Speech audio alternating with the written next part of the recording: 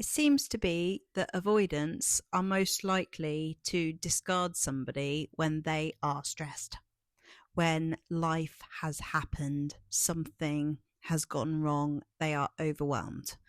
And there's a really explainable reason why this makes sense that this happens when they're stressed. So in this video, we're going to dive into that.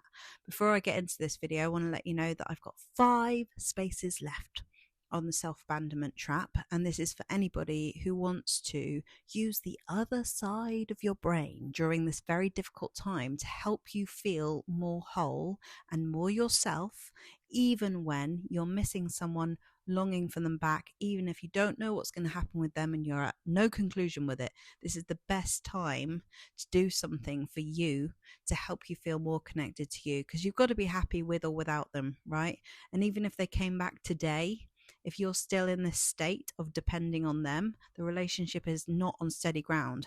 So this is a really good opportunity to take responsibility for your own well-being and your own sense of self and your own side of the street in the relationship, for whatever the outcome might be. Okay, so if you want any more information about that, you can find out all the information in the links below. Okay, so why is it that they disappear, ghost you, discard you, say, I can't do this anymore when they're stressed? This is really, really common, okay, because it's all a nervous system reaction. Avoidants are avoiding something emotionally, right? They do that as a coping mechanism to cope with overwhelm. When they start to feel flooded, they do the thing that they know how to do that's worked for them in the past, which is avoid. So essentially their capacity gets weaker and weaker. And it's really, really confusing, isn't it? Because you kind of think at the beginning, oh my God, they've got all the capacity in the world for me. They're giving me everything. They're really here with me. They're present. They're listening. And that's what they do at the beginning of relationships, because there's less threat. Their fears are less at the beginning of a relationship because there's not that much investment or commitment involved. But when life happens, they start to act in ways that maybe on some level they think are going to put you off. Maybe they think they're going to be unlovable at those times.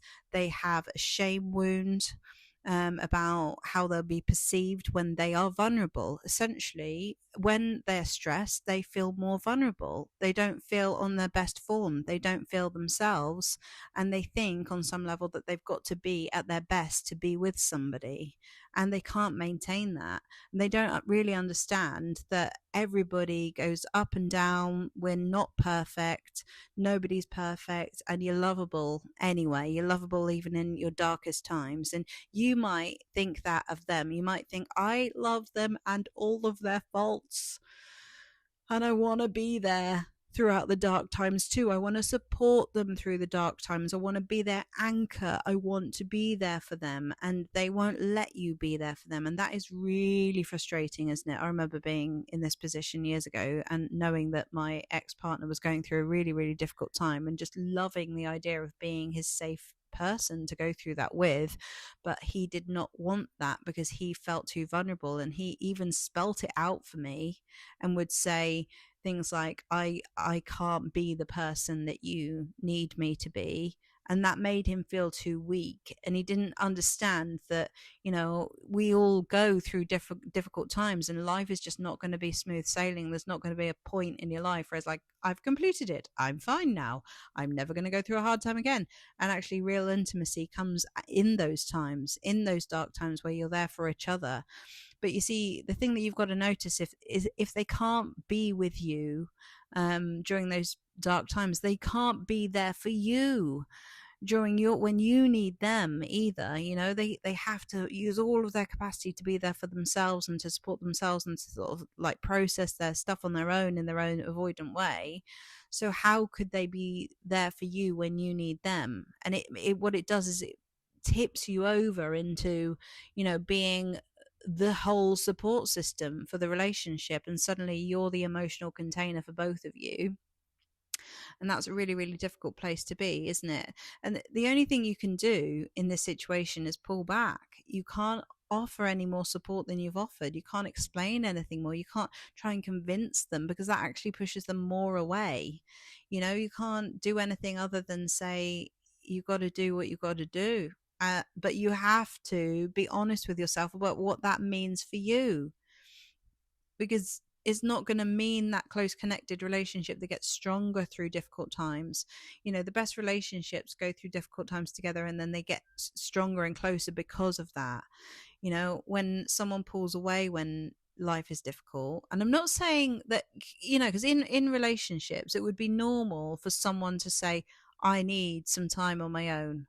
I need, can you give me some time on my own? You know, a day, half an hour, whatever, but not weeks, not disappearing suddenly and saying, sorry, I needed some space. You know, like that doesn't work, because it creates instability, it creates inconsistency, and then your nervous system is screwed, because you don't know if you're coming or going, you don't know if you're going to do something that's going to tip them over the edge.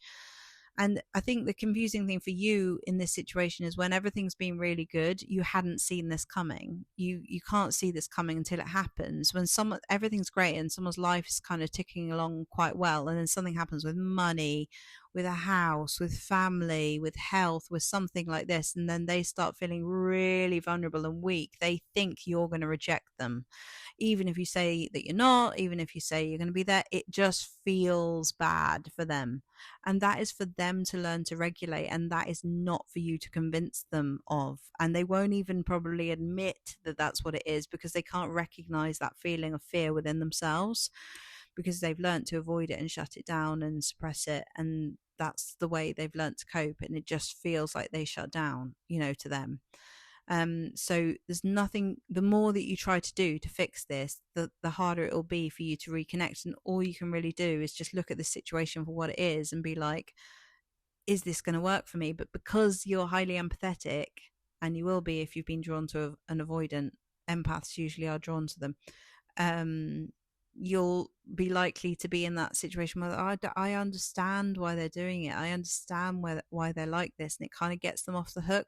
Not that they've been bad, not that they've been wrong, but more that you're likely to let these things go, you know, unchecked, and before you know it, you're depleted. So if you don't acknowledge it for what it is, which is not a workable reaction to stress for a relationship, then you will be short. You'll feel like you're losing out on something that is important to you in a relationship, you know? So that is why they do it. They get overwhelmed. Their nervous system is trying to regulate, and this is how they cope. Avoidance, avoid.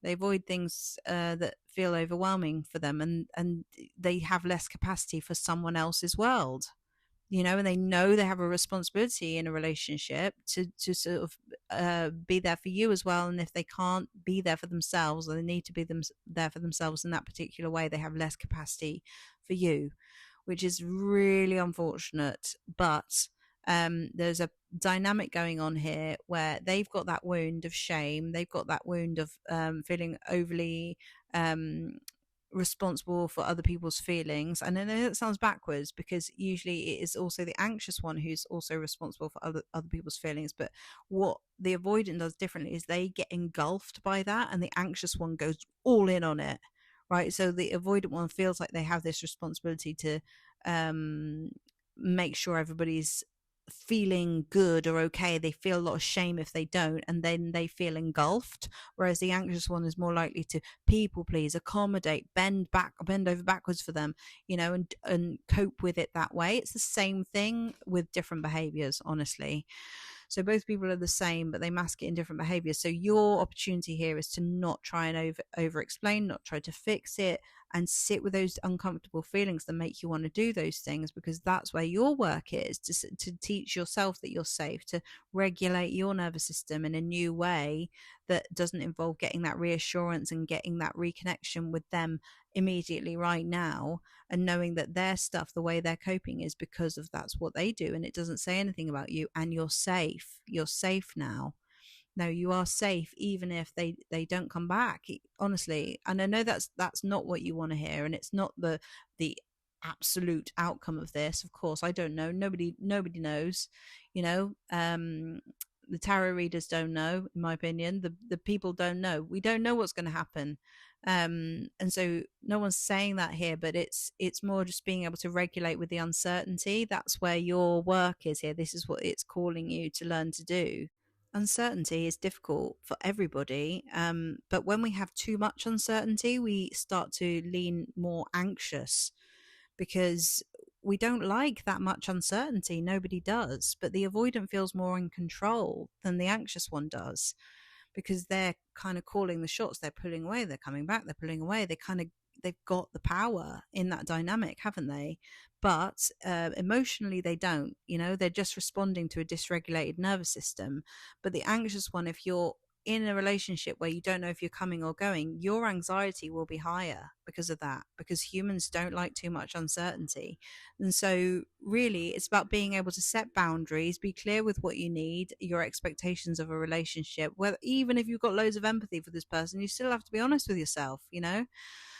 So I hope this video has been insightful. If you would like to come along to the self-abandonment trap, like I say, there's 5 spaces left. I would love to see you there. We're going to create something beautiful out of all of this chaos. We're going to streamline it into something that makes sense, and we're going to process this in a new way, that's not just analysey, thinky up in your head, and actually uses your creativity.